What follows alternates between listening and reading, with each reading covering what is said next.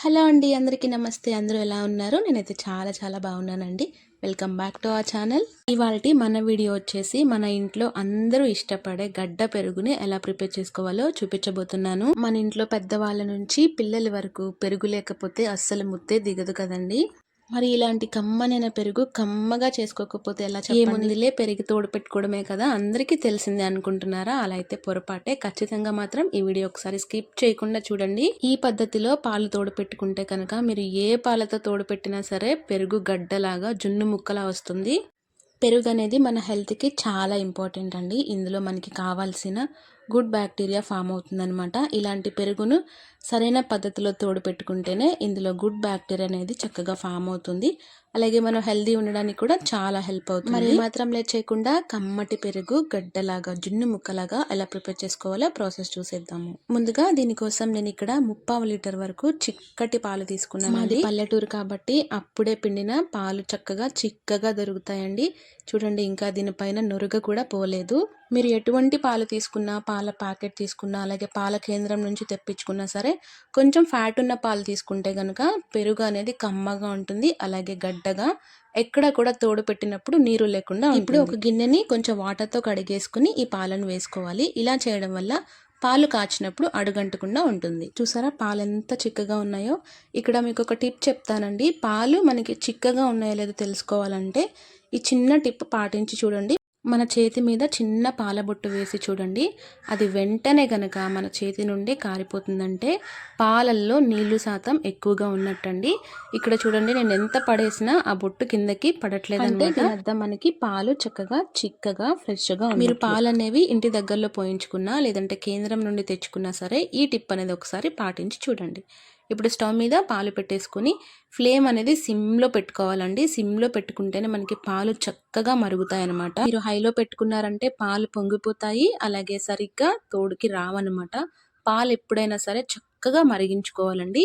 ఇలా పొంగు వచ్చిన తర్వాత కూడా ఫ్లేమ్ అనేది సిమ్లోనే ఉంచుకోవాలి. ఒక 15 నిమిషాల పాటు మరిగించుకున్నారంటే పాలు మనకి చక్కగా మరిగిపోతాయండి. అలాగే పైన ఇలా మీగడ కడుతుంది చూసారా. ఒక్కటే టిప్ అండి, ఏం లేదు. మనం పాలు కాచుకునే విధానంలోనే పెరుగు తోడుకోవడం అనేది ఆధారపడి ఉంది. మనం పాలు కాచిన వెంటనే ఇలా పైన మీగడ కట్టాలి. అప్పుడే మనకి పాలు సరిగ్గా కాగినట్టు. అసలు మీడియం ఫ్లేమ్ కూడా పెట్టకుండా సిమ్లోనే మీరు పాలు కాచుకుంటే చక్కగా ఇలా మీగడ కడుతుందనమాట. ఇలా కాచి పెట్టుకున్న పాలని గోరువెచ్చగా చల్లార్చుకోవాలండి. ఒకవేళ వేసవి కాలం అయితే కాస్త గోరువెచ్చ కంటే తక్కువ ఉంటే సరిపోతుంది. మీరు శీతాకాలంలో పాలు తోడు పెట్టుకుంటే గనక కొంచెం వేడిగా ఉన్నప్పుడే తోడు పెట్టుకుంటే పులిసిపోకుండా ఉంటుందన్నమాట. చూడండి, నేనైతే ఇక్కడ గోరువెచ్చగా చల్లారి పెట్టుకున్నాను. మీరు ఫ్రిడ్జ్లో పెట్టకూడదు, వాటర్లో పెట్టకూడదు. న్యాచురల్గా అలా వదిలేసి గోరువెచ్చగా చల్లార్చనివ్వాలి. ఇప్పుడు మనం ఏ గిన్నెలో అయితే తోడు పెట్టుకోవాలనుకుంటున్నామో ఆ గిన్నెలోకి ట్రాన్స్ఫర్ చేసుకుందాము. నేనైతే దీనికోసం ఒక స్టీల్ గిన్నెలో పాలు వేసుకుంటున్నానండి. మీరు అదే కనుక మట్టి కుండలో వేసుకుంటే ఇంకా టేస్టీగా ఉంటుంది. ఆ ప్రాసెస్ మీకు నెక్స్ట్ వీడియోలో చూపిస్తాను. కానీ మట్టి కుండ పెరుగు 15 రోజుల పాటు నిల్వ ఉంటుంది. ఇలా స్టీల్ గిన్నెలో తోడు పెట్టుకుంటే కనుక 2-3 రోజుల కంటే ఎక్కువ ఉండదండి. అంత టేస్ట్ కూడా అనిపించదు. ఇప్పుడు అస్సలైన స్టెప్ చూపిస్తున్నానండి. పాలు తోడు పెట్టుకునే విధానంలోనే పాలు తోడుకోవటం అనేది ఆధారపడి ఉంటుంది. ఒక చిన్న కప్పులోకి 1/2 టేబుల్ స్పూన్ వరకు పెరుగుని వేసుకోండి. ఈ పెరుగులో ఎటువంటి తరకలు లేకుండా చక్కగా స్పూన్తో మెదుపుకోవాలి. కొంచెం వాటర్ వేసి తరకలు లేకుండా చక్కగా మజ్జిగలాగా ఇలా తిప్పుకోవాలి. ఇలా తోడు వేసుకుంటేనే పెరుగు చక్కగా తోడుకుంటుందండి. మీరు పెరుగు అట్లా స్పూన్తో వేసేసారంటే అంత బాగా తోడుకోదనమాట. ఇప్పుడు స్పూన్తో కొంచెం తీసుకుని పాలలో వేసేసి చక్కగా కలిసేంత వరకు 1 నిమిషం పాటు కలిపేసుకోవాలి. ఎప్పుడైనా సరే పెరుగుని ఇలాగే తోడుపెట్టుకోవాలి. మీరు పెరుగు గడ్డని వేసేస్తే కనుక అంత బాగా తోడుకోదనమాట. ఇప్పుడు త్వరగా తోడుకోవడానికి అలాగే మంచి టేస్ట్ రావడానికి ఒక చిన్న ఎండుమిరపకాయని వేసుకుంటే రుచి చాలా బాగుంటుందండి. ఇది అస్సలు స్కిప్ చేయకండి. ఇలా మిరపకాయ వేసిన వెంటనే మూత పెట్టేసి అస్సలు డిస్టర్బ్ చేయకుండా ఒక పక్కన ఉంచేసేయాలి. స్టీల్ గిన్నెలో వేసిన పెరుగు తోడుకోవడానికి సుమారు 7-8 గంటల టైం పడుతుందండి.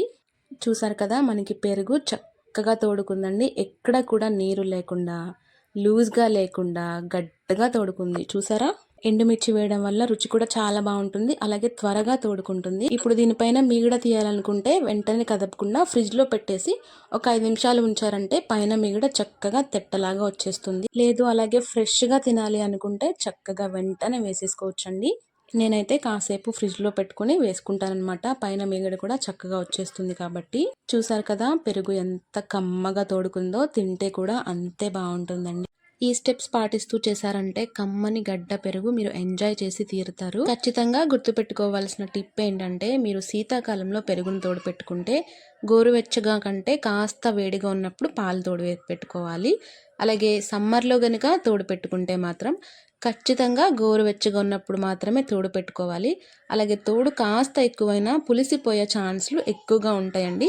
కొంచెం తోడు వేసుకుంటే తరకలు లేకుండా పెరుగుని మజ్జిగలా కలిపేసి వేసుకుంటే చక్కగా తోడుకుంటుంది. ఖచ్చితంగా ట్రై చేయండి. అలాగే మరిన్ని వంటల కోసం మన ఛానల్ని సబ్స్క్రైబ్ చేసుకోవడం మాత్రం అస్సలు మర్చిపోకండి.